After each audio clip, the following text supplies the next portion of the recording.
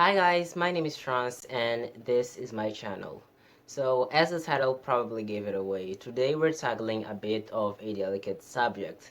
Now some people may have already heard about the news and some other people might still be wondering what exactly is going on, but the long and short of it is that the artist known as Bang, who is also responsible for Bang Entertainments, passed away just a few days ago on January 11th.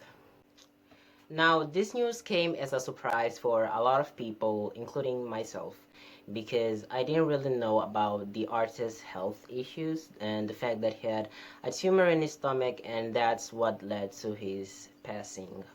Now, with me being a person who generally makes videos talking about artists and reviewing music, both national and international, I felt like I should do this video because number one, we all suffered a loss in the form of an artist, and number two, because of the impact that had. So I figured the best way to do this would be by starting off by talking about a little bit of Bang Entertainment and Bang himself's story so that we can all understand a little better who he was as a person.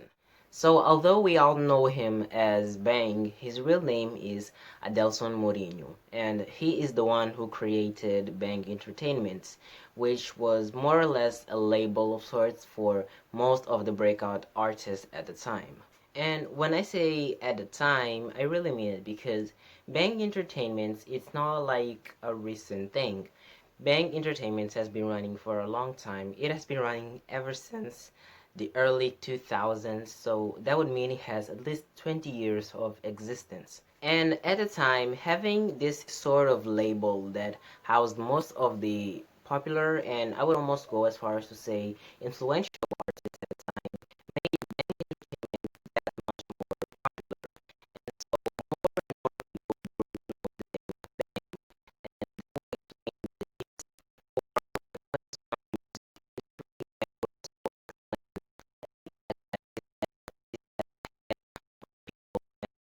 that people the artist died at age 41 on January 11, 2021, leaving behind his 10-year-old daughter Eliselyn and his wife, now widow Eliza James, who some of you may recognize from a song she did a few years ago with Jason Derulo that almost became the theme song for the World Cup.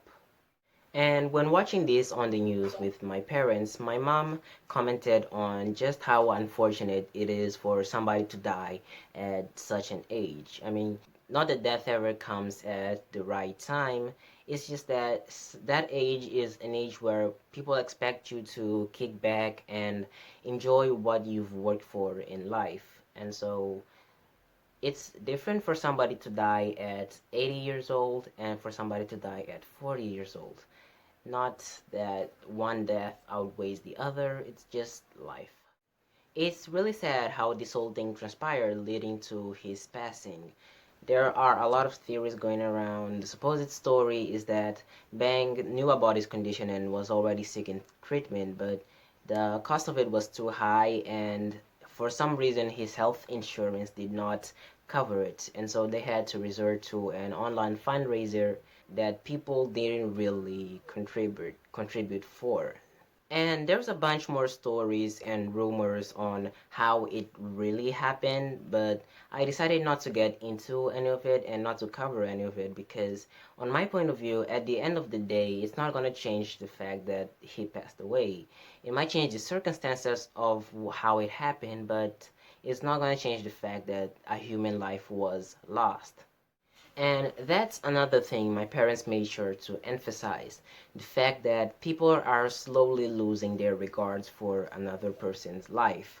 My dad even commented and said that people don't respond now to news like this as the same way that they would years ago. So that's something that's happening now, and it's not recent. It's not like a new thing, but it is something that has been going on for a while, and I think it's a really bad thing that people are doing because now people don't like stay quiet and think about it. They just say the first thing that comes to their mind, and they that don't really help anything on the situation. If anything, they make it even worse. Halfway into the scripting of this video, I found myself pondering on a vital question. The question being, would people be talking this much about Bang if it wasn't for what happened? Would I even have made a video about him if this wasn't the situation? And the sad answer for that question is no. No, people would not be talking nearly as much about Bang if it wasn't for what happened. And that's the issue.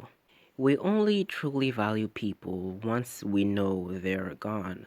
And basically showing that sometimes it takes somebody dying or something terrible happening to them for us to really notice their values. We don't need to wait to go to a person's grave to tell them how much we care about them and how much we love them and how much of a great person they were. So while the people we know and love are still here with us, let's show them just how much we care about them, how much we love them before it's too late.